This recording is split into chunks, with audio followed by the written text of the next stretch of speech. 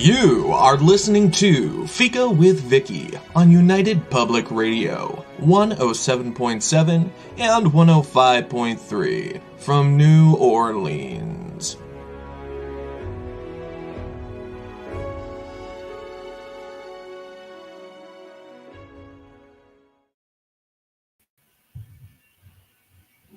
Hello, everyone, and welcome to Fika. Today, we're welcoming back author Robin Herne. Robin's a Druid, storyteller, poet, lecturer, and for some of us, most importantly of all, a dog owner. His writing style pulls me in and has me laughing, gasping at the audacity, and learning all at the same time. On Robin's last visit, we focused on his works, The Magic of Wolves, and Bard's Song. This week, we'll be looking at Pantheon, the Egyptians, and A Dangerous Place, a crime anthology. Considering the TARDIS references in his work, I felt safe in referring to Robin as the Doctor, taking us to past worlds and other worlds, back to the now, and even thinking about the future, all seamlessly. Thanks for the travels, Robin, and welcome to Fika. Thank you. Glad to be here. A pleasure, definite pleasure. Now, the two books we're going to be looking at, the Pantheon, the Egyptians, and A Dangerous Time, are really very different books in the scheme of things. So we're going to start with A Dangerous Time. That's the crime fiction anthology, and it really has a very different premise, a twist, if you will. Do you want to talk about what gave you such a unique idea? Certainly. It's an anthology of short stories. All of them are crime-related stories, all set in the same place, but at different periods in history. So it stretches from the ancient Druids and the Iron Age tribes all the way through to the 21st century. And it doesn't go in a mathematical leaping order. So it's not a precise period of time between each story. They just kind of randomly jump forward in time. And the working idea behind it was born out of a number of conversations with various different friends over the course of many years about the notion of what the Romans used to call the genius loci, that we tend to refer to these days as the genius loci. Pronunciation changes over time. The spirit of place. So there is this notion in very early Roman religion of the noumena, where we get the word numinous from. That the noumena is a nameless presence. You enter a place, and possibly you might have places that leap immediately to your own mind of where you've had this kind of an experience, where you go somewhere and there's just something about it that is beautiful and mysterious and wonderful, and the hairs on the back of your neck go up, and you are convinced that there is someone or something there, something watching you. Now that can be in a very benevolent, kindly, welcoming way. But there's also the possibility, of course, that the genius loci may be very hostile and unwelcoming, and people have that sort of almost like a haunted house experience where they go to a place and feel there's something malevolent watching them. Ooh, you get that chill down your back. Exactly. Now, there's a debate to be had in terms of the sort of philosophy and ethics behind it. Is the malevolent presence genuinely malevolent, or does it just not like you personally? Now, just because somebody doesn't like me doesn't necessitate that they're a monster. They may have quite good reasons for not liking me. So equally, a spirit of a place may take against me without, in and of itself, being a terribly wicked being. But of course, as humans, we're not prey species as such, but we are in that ambiguous position of being both predator and prey. Not so much these days, of course, given that we've slaughtered just about every rival predator on the planet. But going back into earlier periods of history, we had to be careful what was creeping up behind us, because I am told we are quite tasty. Only told, Robin, yes. Just in case there's any police officers listening, definitely. So it's understandable that if we feel something to be hostile, we tend to react to it as a malevolent force. Now, for the purposes of this book, there is a decidedly malevolent force. It's not simply a reaction. It genuinely is quite nasty.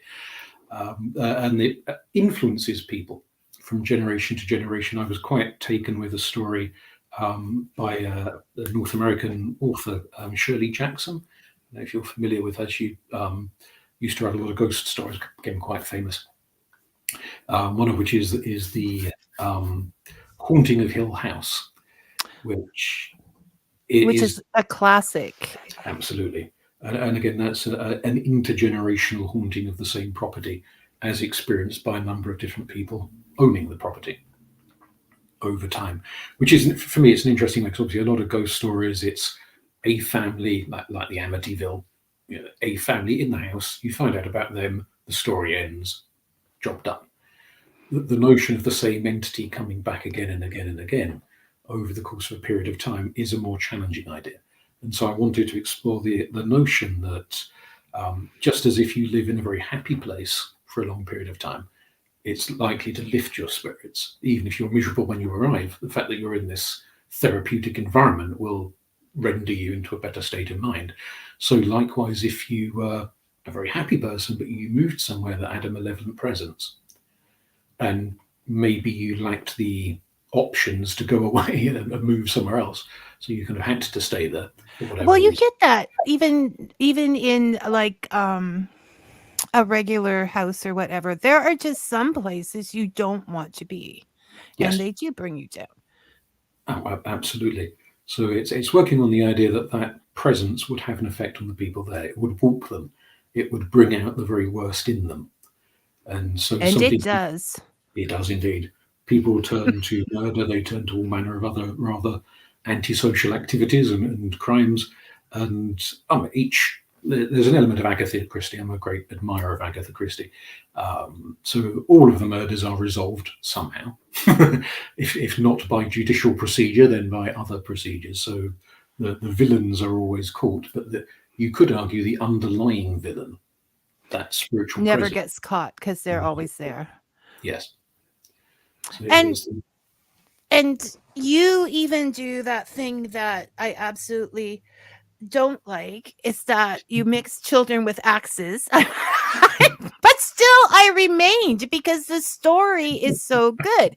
It pulls you in so well that, like, let me explain. You go from the ancient Druid time up. You tried different ways of doing all the different stories. One's in first person, one's in, then there's like, you experimented with a lot of different styles. And that is interesting, on top of the fact that the way the characters speak also naturally change with the times as well. You can feel all of that within the book. So bravo. I love this, and it needs to get out there. It needs to get out there more. Now, behind each of these stories, which cover a lot of different folklore and tales, and it's almost like a monster of the week, but it's a monster of the chapter. I'm thinking series here, Robin. I really enjoyed this. So you have all of this information, and at the end of each chapter, you tell us what you base that on, the true story behind, or the urban legend, or whatever it happens to be, behind the story that you wrote. Now, you've talked about ethics and storytelling on our last episode. Do you think this is important to do? So people, is that part of your ethics, to let them know where you got the story from, or just interest? Oh, absolutely. It is part of the procedure. For me, it was an interesting thing to research, trying to link in a different form of folklore to each story and different understandings, even though it's all in the same place. And Suffolk, for those listeners who are unfamiliar with Suffolk, is, or has been for most of its history, a very, very rural county, a little bit of a backwater. It's a good few miles from London, but it was a port area, and part of it is coastal. And certainly Ipswich, the town where I live, was a port area, so there was a lot of trading coming in from the continent. So even though it was rural, it still had an influence from other places. both the big cities like London, but also influences. So people were aware of other individuals from other parts of the world, different cultures coming in, the Vikings, the Romans, the Angles, the Saxons, different waves of people coming in over a period of time and bringing different cultures with them. So there's an element of that reflected in the different stories. That one of the stories is upon Egyptian mythology, because there's obviously the Roman Empire, as it expanded, drew in influences from other cultures and shifted them around the empire. So where St. Paul's Cathedral is now in London, there was once a temple to the goddess Isis. So it kind of gives you a flavour of how multicultural things have been at different points in time. Never quite to the level of multiculturalism that we have in the 21st century, obviously, because the numbers of people were significantly smaller. But most people Yes, don't think of people moving around during those times as much, but they did. They got around. Oh, absolutely. So I've tried to bring elements of that in. There's a story involving Jewish folklore and the golem and the clash with Catholic views of the Jewish community, and all sorts of different understandings and ideas and folk traditions coming in.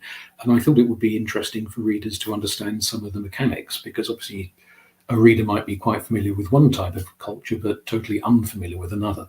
And part of understanding the story and getting what's going on involves understanding some of the culture, the traditions, why people do what they do, why they believe what they believe, and how beliefs lead to actions, sometimes very good actions, sometimes very immoral actions. So the kind of section at the end of each story giving the backdrop to either the folk tales or to the historical detail, like the story of Mother Lakeland, who was a real woman who was tried and executed for witchcraft. So giving her a backstory, I thought it was quite useful for people to know not only the fictionalized version, but also the actual historical details. And that might inspire, for those who are unfamiliar, might inspire them to go and dig deeper. And find out more. No doubt the notes were as interesting. Not that your stories the notes were equally interesting. And I think it reflects on, we can look at that and see how a lot of those things are happening even today. Like when you see the process and bringing the human element of the story, which you do very well. We're going to bring that up in Egyptians. But I just think it can make you think about how those things are happening even now under different names, different processes, but humans be humans. Absolutely. Persecution still goes on, not in quite the same way, but it still goes on. Yeah, and they can't get away with as much in certain areas, but it's still there, right? Oh, absolutely. Good afternoon, Brian. Hi, Robin. Not everyone can sense spirits. Are some people spirit blind just as some people are colorblind? Are spirit blind folks immune to the influence of spirits, do you think? I publish a couple of newsletters for different organizations. And inevitably, as anyone who's published a newsletter knows, you end up having to write half the damn thing yourself. You wait so long for copy to come in, you think, oh, sod it, I'll just write a column myself. One of the columns, they're kind of mini filler for one of those awkward spaces where you yes look at it. It is like a word of the week kind of thing. And it's usually a made-up word that's got some funny, esoteric spin on it. And donkeys years ago, I came up with a word for one of the newsletters of silent, but spelled P-S-I, silent. P-S-Y, L-E-N-T. And to argue, just as exactly your contributor, listener rather, just contributed that, just as some people are born blind or born deaf or born without a sense of smell or whatever, that there are some people, I would argue, are born without that, what should we call it, sixth sense, paranormal sense, whatever you want to describe it as being. So just as one person perhaps can't tell the difference between red and brown, somebody else might not be able to tell the difference between a hostile presence and a benevolent presence, or any presence whatsoever. And you could argue that maybe some of those people do remarkably well in some areas of life, where a lack of ability to detect certain things is no harm or hindrance. And maybe there are more people who are silent than the opposite, than sensitive. And that's led to the sense that the world, for a lot of people, particularly with the rise of the mechanistic view of the universe during the 17th, 18th century, that increasing numbers of people feel that there is nothing there. It's a little bit like, then what's his name? Jasper Fforde, who is, I think he's British, if I remember rightly, he's a British author. He writes a lot of fantasy fiction set in sort of alternate universes and so on. And he's got one, I was given a copy of his most recent book as a birthday present. I haven't had a chance to start it yet. But in this world, most people are colorblind. And people can, by various methods, learn to see certain colors. But there's the whole kind of hierarchy as to who can see what, and suspicion of people who claim to be able to see something they shouldn't be able to see. And it's led to all kinds of weird divisions within this society based upon what people can or cannot see in terms of different shades of color. And to an extent, you could argue that perhaps, maybe going back into a distant past, people who were sensitive to things were the shamans, the witches, the druids, the gothi, whatever, the wise men and women of the village. And the ability to have those experiences might have been a fairly aspirational thing for a lot of people, something to be looked up to. Whereas, well, I think it probably still is for a lot of people. Not all people, but for a lot of people. They still want to know that what they experience is, you know what, it's a sense of knowing that gives you, like, what you know, Robin, and yes. that is something to be aspired to have that confidence to know, which probably took you some time to achieve, I would think, but I think that's what people would like, is that confidence. Well, yes, and it comes with time. It's a little bit, I'd love a glass of wine as much as the next drunk, but it has to be said, see, I don't laugh at some of his insights, but this is why I love his writing. It's just like it comes along and then there it is. Okay, go ahead, Robin. I'd love to pretend to be a wine connoisseur. I'm just a lush, I can't tell the difference between a Shiraz and a Chardonnay. I just like to drink them. Obviously, there are some people who can take a sip and tell you which year, which grape vineyard, and which wine-producing house created it and everything else. Is their tongue somehow mutated and different from my tongue? No, they've just learned to train, whereas I haven't. I've just learned to chuck it back and fall over. They've learned to develop sensitivity of palate, which I suppose if I were that keen, I could go along to some wine tasting course and learn how to do it as well. So you spent your time developing other sensitivities. Indeed. Let's go with that.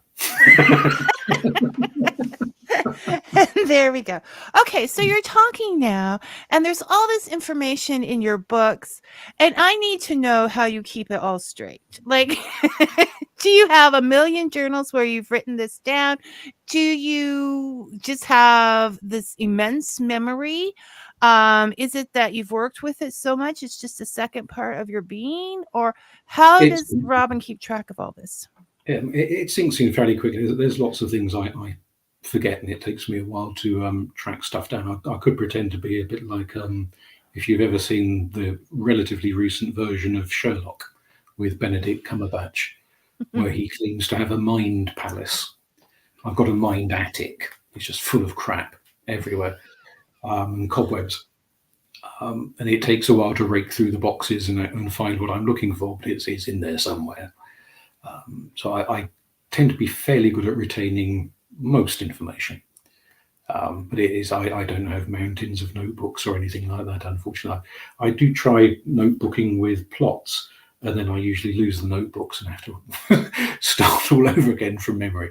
So I may be able to remember the ideas even if I can't remember where I left the notebook or the pen. Yeah, so once again, you're choosing to focus on other things than pens and where the notebook is. And have you ever considered going on a trivia game? I'd be hopeless if sport or pop music came up. My Yeah. musical taste ended in about 1935, so I don't keep abreast of much modern music. And sport in one brain cell and out the other. So it has to be a trivia game with specific topics. And then you'll do just fine. Okay. Now, is it okay if we talk about the idea that you might be working in another crime fiction Yep, sure. Yep. that you would like to? Okay, so I'm very excited to announce that Robin says he would really like to write another crime novel. Indeed. I've got one I've been working on, well, off and on for some years, whilst also writing other books. So it's kind of dragging out a bit in terms of actual completion. But it does involve one of the characters that was introduced in the anthology, who I quite liked writing. I've had to revise some of the things that I said about the character in the short story for long fiction form to make it a bit more manageable. But it is about 95% the same as the character in the short story, which is a figure based on a real life person called Old Winter, who is the cunning, or was back in the 1700s, the cunning man of Ipswich.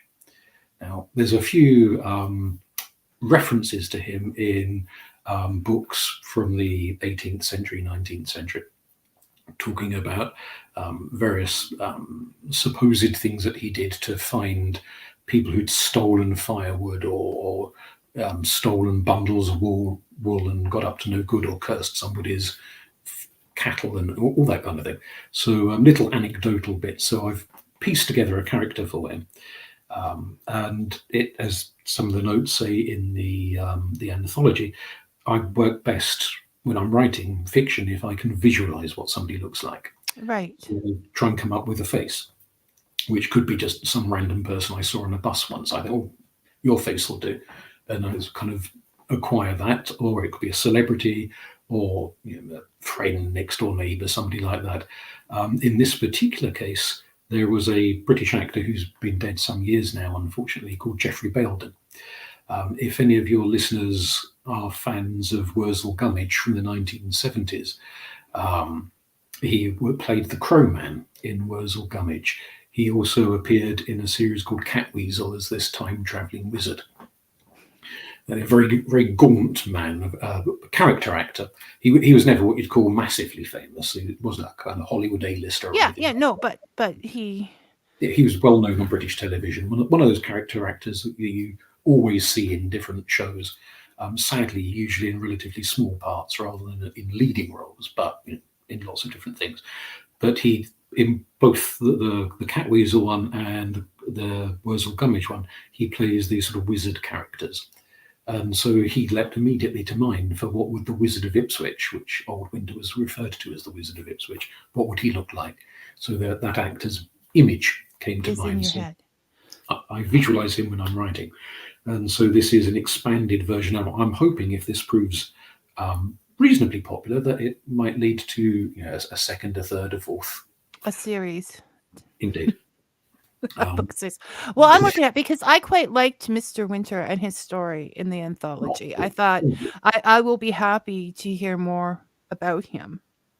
And I will encourage other people to be happy as well to hear more about Mr. Winter, because I like him. So thank you for sharing that with us, and I'm happy to know that. So we'll move on to we'll come back. We're all over the place, just like your stories. But we'll move on to the Egyptians now.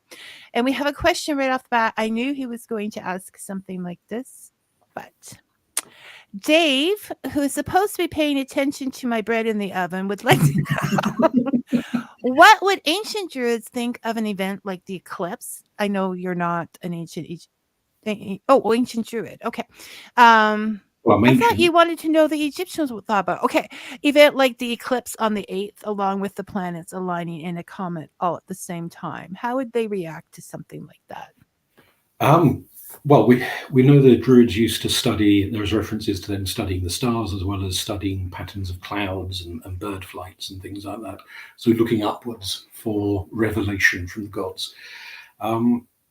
We don't know precisely what they believed about astrology, even though there's a few books around on Celtic astrology, but they're all kind of modern day interpolation rather than reliable ancient data. I suspect they would have looked to either some major, for them, upheaval event, a great battle or something of that sort, or quite possibly a birth, a significant birth, that maybe some future chieftain, some great leader or archdruid or whatever they might be, would be born at the time of the planetary conjunctions and So, and so on. so it'd be like get out the prophecies and let's see which one fits, right? And how do you think the ancient Egyptians would react? Probably the same type of way, or Much the same. They'd be looking for some seriously significant event to start happening in the world. I mean, there's been lots of interesting astronomical events where nothing obvious has happened in the world. But that's because we kind of have too much of a Hollywood expectation of grandiose cataclysms. I was thinking that today. I was thinking this morning, there is like, even with this happening, there are a lot of speculations of what it means and how it relates to prophecies of various different religions and spiritualities. And I thought, I personally wouldn't want to go out there saying that because people have been proven wrong so many times. But then I thought, well, maybe it's more of a, metaphorical kind of thing. I should look back and see, what like subtle things might have changed. And then I thought, no, that's too much work. I'm just going to, but yes, there's always somebody thinking this means something, right? Oh, absolutely. It does remind me a little bit of the Jehovah's Witnesses, who had the great disappointment. They've actually had several great disappointments. But going back to the 19th century, one of their leaders, based upon his interpretation of the Bible, predicted the day of judgment taking place in the 1800s. And so many people within the Jehovah's Witness movement believed it that they sold off their houses and their furniture, and they kind of gave the money to the poor and did all the worthy things and went and sat on a hillside waiting for the hand of God to come on down and take them up to paradise and leave the wicked to, well, suffer. And obviously still waiting. And waiting and without, a residence to return to. Yes. I think it's always good to keep one foot on the earth and in reality is good. So there we go, talking about personal experiences in the Pantheon, the Egyptians. You talk about the UPG, or unsubstantiated personal gnosis, which is like, the actual facts of the religion or the faith. And then there is the personal experiences. Now, I like in your book how both are laid out, because I get to see what they did and how people have related that to modern times.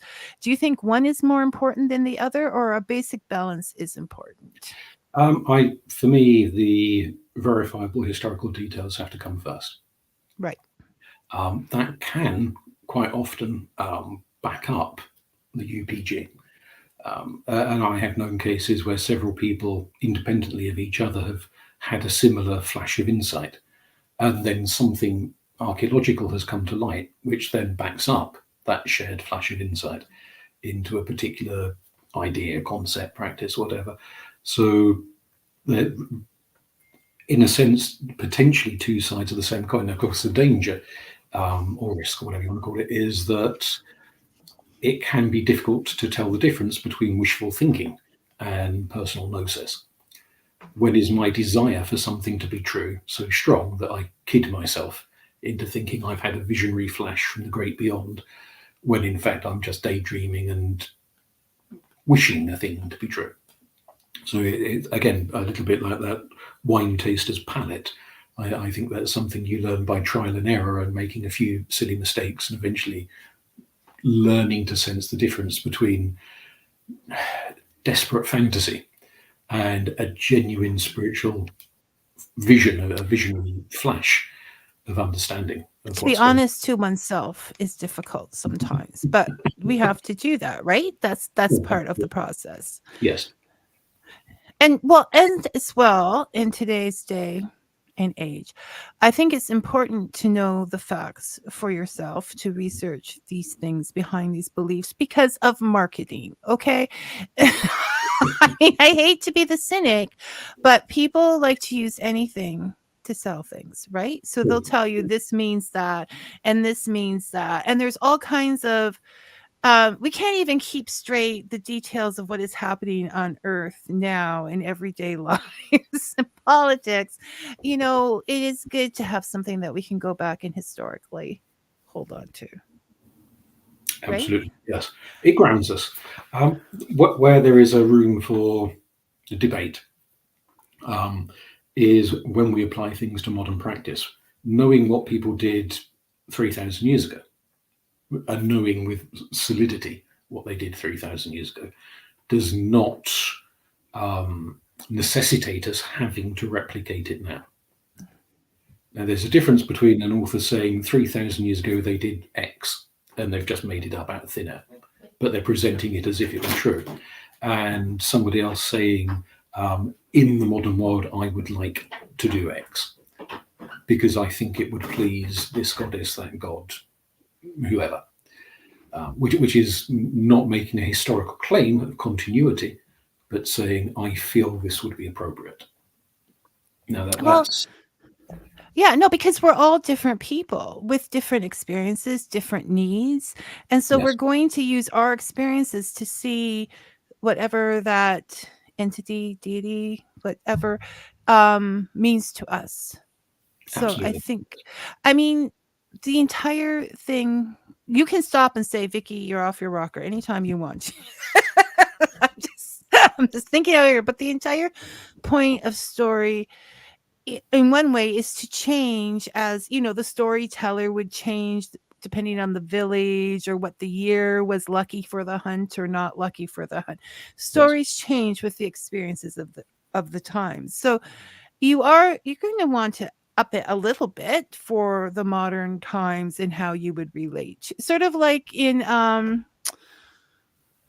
Neil Gaiman's you know, he modernized yeah.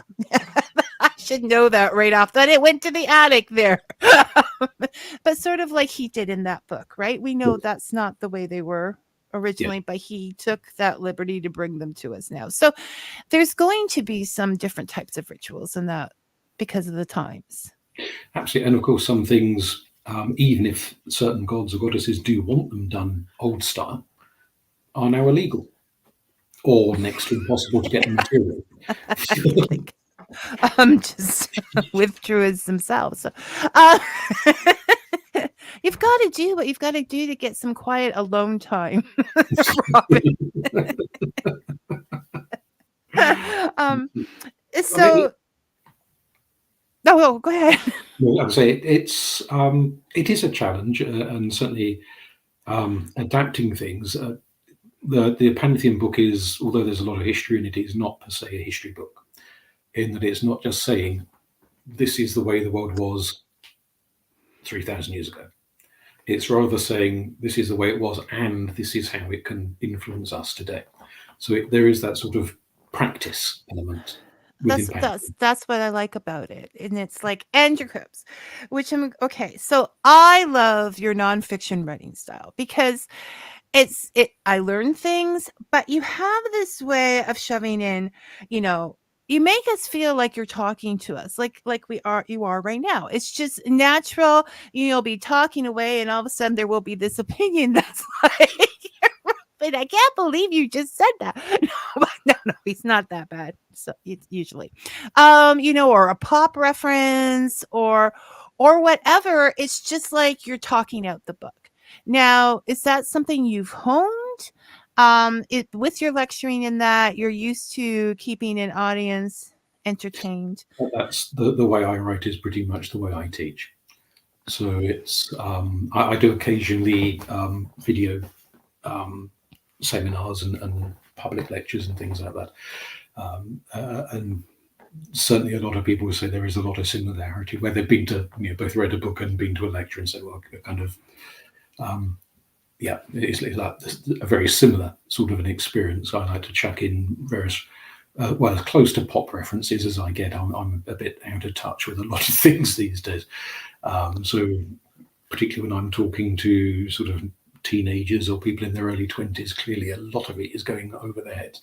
For what I consider a pop reference, they consider an antique. Yes, I know that feeling, Robin. Yes, it's a solitary experience. You realise how dated you are in. But luckily, if people follow certain genres, then they're going to keep up just with that legacy idea. So, for example, Doctor Who or Sherlock Holmes, or some of us have been lucky enough to experience like Jeremy Brett and Mr. Cumberbatch, anyhow, Benedict. So yeah, you can relate to them on a legacy level, most definitely. But most importantly, this helps you to keep track of who's actually awake and listening, because I know I stay alert on those pages. So I don't miss any of these little treasures that are Robin's. So it is, people, if you're looking to learn something, Robin just has an excellent way about his writing that keeps you involved. Always, Robin. I sort of used to, so in the book, and this is a thing, because I think this is how I learn, so I want to know if I'm weird or not. Okay, I know I am, but in this specific thing, you talk about I'm going to get this out wrong, the Heliopolitan. Oh yes, the Heliopolitan myth. Yes, okay, I did it right. And so there is the myth, and you say this is the myth, that's what happened. But then you talk about how you tell it to keep people involved.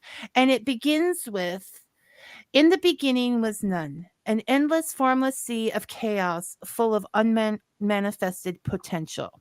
And see, now this pulls me in, and I want to know more about this. Or it could just be how I feel when I wake up in the morning. But then there was today. It is so much more intense and engaging. It's fascinating. Well, for me, it's a fascinating story. There are, it's worth pointing out, quite a number of Egyptian creation myths, of which this is one of the more perverse ones, which is, of course, why I tell it, because it's got the slightly prurient shock factor of how the world is brought into existence by a very bored and lonely deity. For the Egyptians, that's not a problem, which I think is always worth emphasizing. Whatever the religious backgrounds of the various people listening to this are, pretty much all of them, I guess, will have been brought up in a mostly monotheist culture. Whether they practice themselves or not is another issue, but they will have been familiarized with notions. In the beginning. That's what and certainly within monotheism, not only do you have the idea of one God, but you have the idea of one truth. There is a story, a definitive version of the story. And if anyone comes along and tries to change it, vary it, spin it, then at best they're being a bit naughty.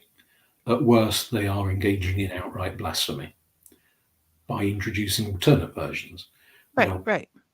For the Egyptian culture, And if we get the time, we could get sidetracked into discussions of quite what theology predominated in ancient Egypt, because there are different takes according to who's writing an account of it. So as a polytheist, I view it as a polytheist culture. There are modern day Muslim historians, Egyptologists, who regard ancient Egypt as a monotheist culture, much like Islam. So we have a tendency to project our own ologies back onto a distant peoples who are no longer in a position to agree or disagree. But part of the nature of polytheism is that it is open to pluralism, multitudes of ideas. So there is not one single creation story. There are multiple creation stories. Did people in ancient Egypt bash the hell out of each other in arguments as to whose creation story was the best? I very much doubt it. I mean, they may have privately thought that tribe up the road, their story is a bit boring or something like that. But they weren't about to go and set light to one another in disputes. You talk about the neighbors at the dinner table. Oh, you're going to talk about their creation story just the same. And I think in general, they were any of the cultures with multiple gods, goddesses, were more open Yes. to others. I mean, when you look at them, because they had many. So what's one more to the table? And I think fundamentally they regarded historically the stories as mainly metaphorical. Mm-hmm. The notion, for example, obviously in North America, as in the Middle East, biblical literalism or Quranic literalism in the Middle East is a very widespread phenomenon.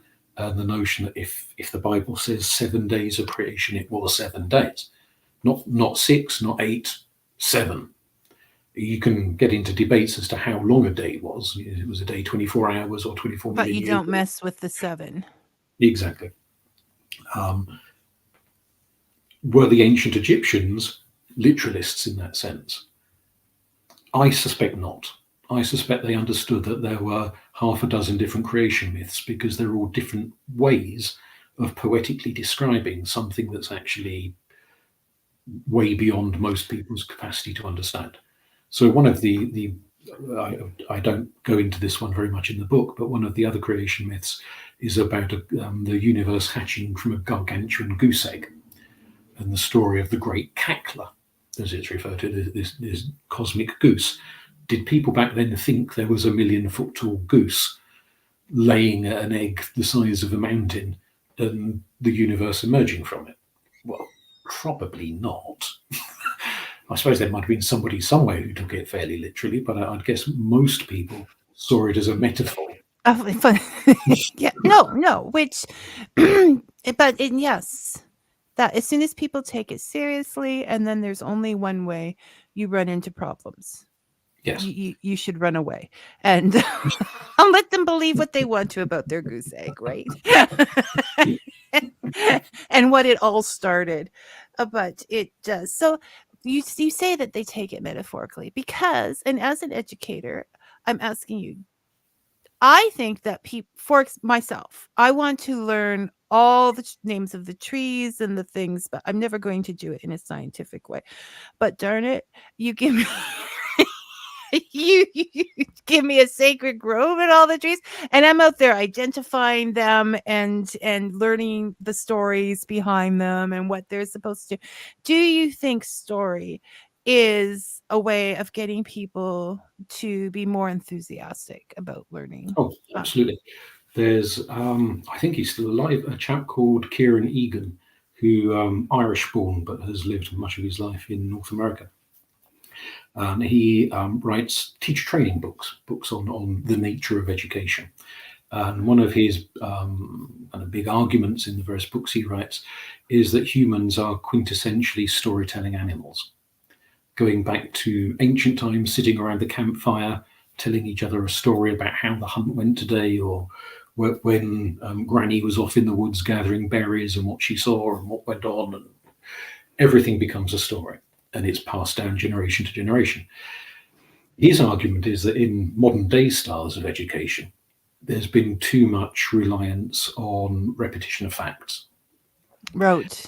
Yeah, rote learning, going back to the days of a Dickensian character called Gradgrind, who used to kind of beat information into the kids in the school, and they had to repeat everything he said, and it was all very kind of monotonous.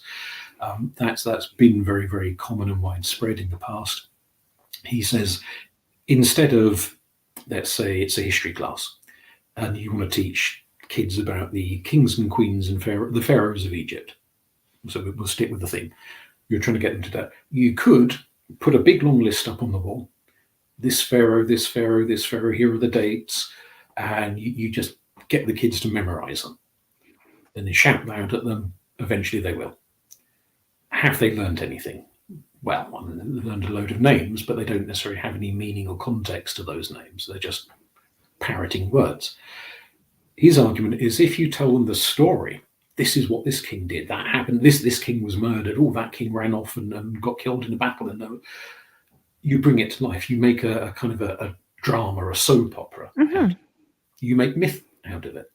And just as there are, and I know people who claim to have no memory for anything, but they can tell you the plot of their favourite soap opera going back for the last 1,000 episodes of who shagged who and who murdered who and all of that rubbish.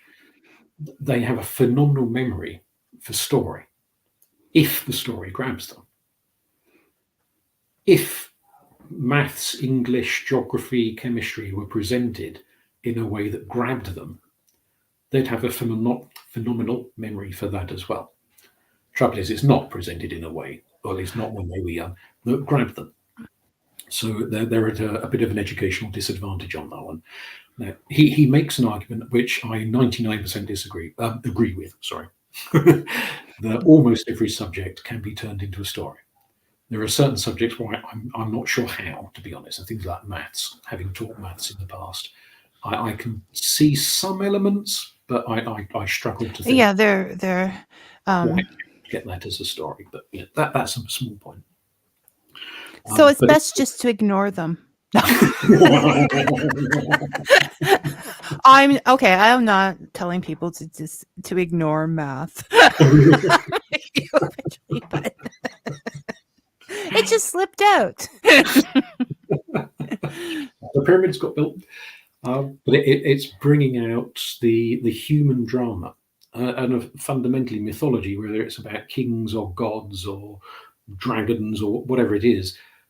There's always a human drama to it, even if the beings in the story aren't actually human that beings. You can relate to if having a similar, like in a metaphorical way. Okay, Robin, I was wondering where you were. Robin is very busy at work right now, but has time to write this message, but I'm all ears. Robin, have you ever come across in your research anything about the Tartarian race? As in the Tartars of the Russian steppes, or is probably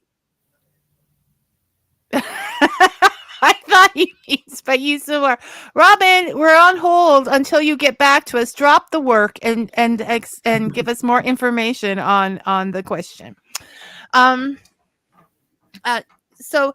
So yes, no, I think story is, I mean, in one way we're in a renaissance of stories. We can stream anything we want to at any time. Every book we can either, download it from the library in seconds or whatever. But on the other hand, personal stories seem to be getting shoved to the side a little bit. Do you think?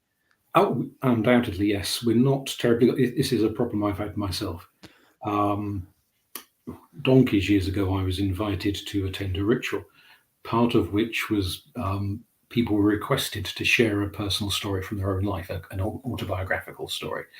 And I can reel off several hundred myths and legends at the drop of a hat, but it was a real struggle, painful like pulling teeth, to try and get anything that had happened to me that I thought was remotely interesting enough to turn into a story. So that's me in therapy for the next 20 years. It's a challenge to understand ourselves as stories. And it's a fundamental point within narrative psychology that we not only, as Kieran Egan says, learn chemistry and history and geography and what have you through storytelling, but we learn ourselves through storytelling. You stood next to somebody at the bus stop or a train station, you share an anecdote. All this happened when I went shopping last week. I mean, it's not your whole life history, it's a 30-second anecdote, but it's a story. If, that is, say, you will share it if you think the other person is interested, or you're so bloody minded you don't care if the other person is interested. Your lacking of self-awareness allows you to be open at all times. But do you think that kind of has something to do with it? Some people, whether sensitive or whatever, do not feel that they are interesting. Yes.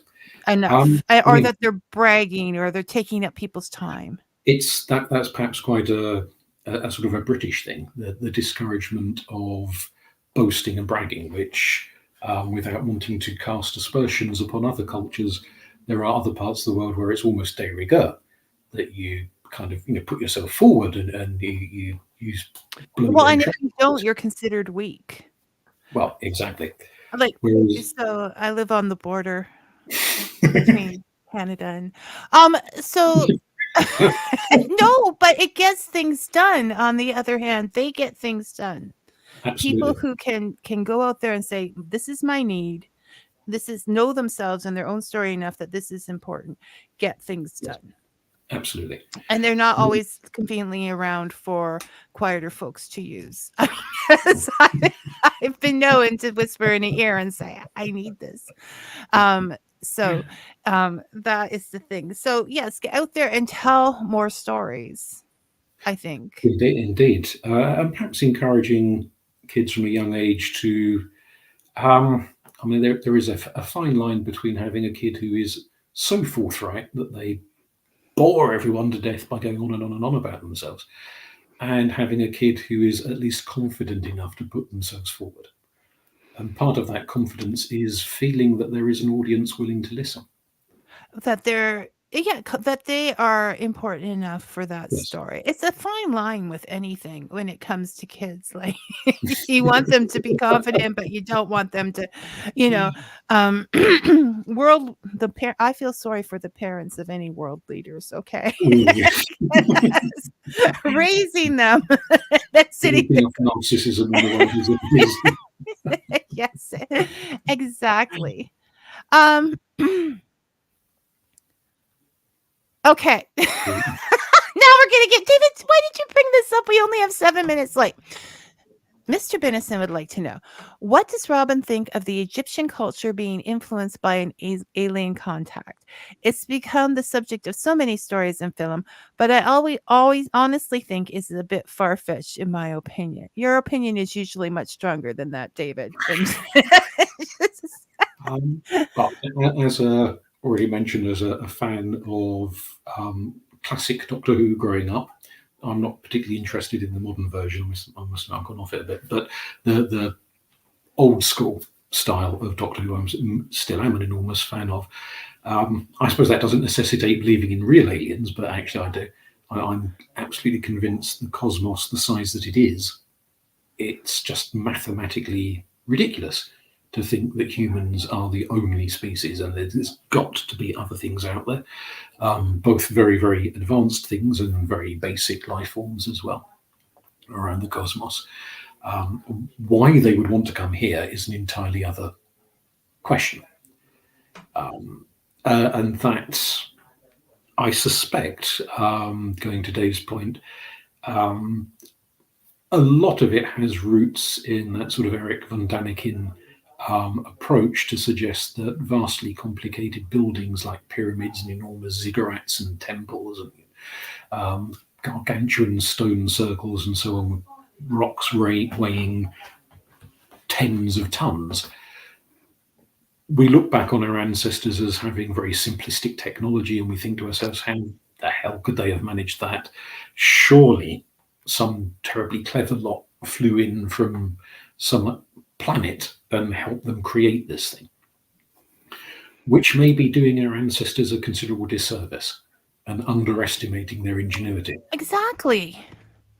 No, I agree with you. I don't think humanity gives itself enough credit for what it would be capable of. I mean, the same with the traveling. Like we sort of feel like people went from, now I'm soapboxing. You Maddie. I sort of feel like people went from, caves to now. That Yes. there was not other stuff going on. But you have studied the civilization. Yes. And can you see how people might have built those things on their own? Oh, it's a phenomenal technical challenge, but they managed. I'm not precluding that no strange entity, whether it's from another planet or another dimension or wherever, might have arrived on Earth at some point and possibly still be wandering around Earth even as we speak. I just don't think that it necessarily acts as the only explanation for technological development and advancement. That we've got to allow human ingenuity to be far more resourceful than it is. And some of it, I think, is also a bit of a spillover. Richard Dawkins, the biologist, I don't know how familiar he is to North American audiences, but he's quite a prominent voice in Britain in the new atheist movement. This kind of quite hardline atheist movement that's very opposed to religion of any description. I've totally lost track of where I'm going. No, you were talking about how, what was the term that you used? That we don't look into other aspects of perhaps from another dimension or. One of the explanations I've heard him offer in the past in the lectures and things, is that mythology, stories of the thunder gods and the lightning gods and things like this, is a way for the scientifically naive to explain natural phenomena. So he kind of has this slightly. So it's a rehash of the idea that we use gods to now the aliens are the gods that built the pyramids because we can't figure out how that was absolutely done. And suspect. I'm not saying there were no naive people in ancient times, because there's naive people in every period of history.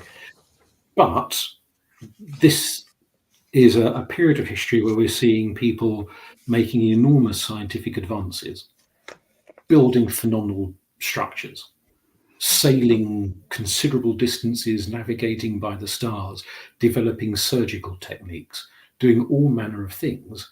Are we supposed to believe that they're so dunderheaded that the only way they understand thunder is a big giant banging a hammer on a rock?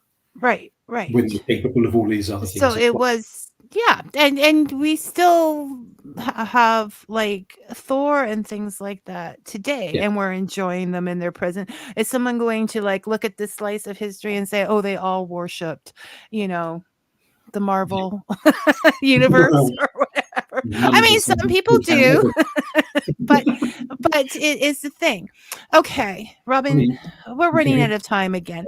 I need you to tell us about your books, where we can get them, about your blog, because it has more stories and you can hear more about Robin. In the meantime, Robin Sims, if you're out there, we're still waiting to hear about whether you want what Territarian race you're talking about. Okay. Otherwise, we're going to have to take that.